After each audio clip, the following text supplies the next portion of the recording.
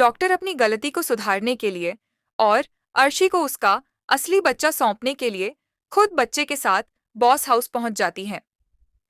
वहां पहुंचते ही डॉक्टर सभी को कह देती हैं कि आप सब लोग सही कह रहे थे। वे दोनों नर्स पैसे के लिए उस घटिया आदमी के साथ मिली हुई थीं। यह कहकर डॉक्टर अर्शी को उसका असली बच्चा सौंप देती है और यह देखकर सभी के होश उड़ जाते हैं। साथ ही झनक बहुत ज्यादा खुश होती है। इसके बाद डॉक्टर सभी से माफी भी मांगती हैं और कह देती हैं कि जो कुछ भी हुआ उसमें आप लोगों की कोई गलती नहीं थी, लेकिन इसके लिए मैं आपसे माफी मांगती हूँ।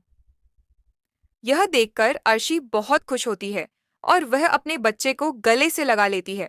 इसके बाद अर्शी झनक से कह देती है, झनक, मैं तो तुम्हें गलत ही समझ रही थी, लेकिन मुझे आज पता चल गया कि तुम सच में एक अच्छी लड़की हो और तुम जानबूझकर कभी भी मेरा कुछ भी बुरा नहीं करोगी।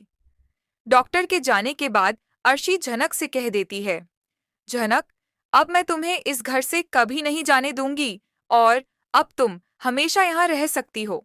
साथ ही अनिरुद्ध और सभी लोग भी यह देखकर बहुत खुश नजर आते हैं।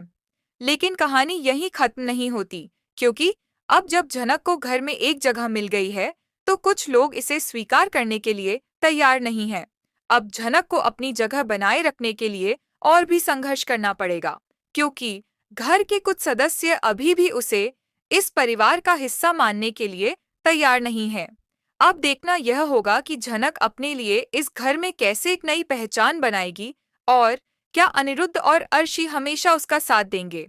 यह देखना बहुत दिलचस्प होने वाला है।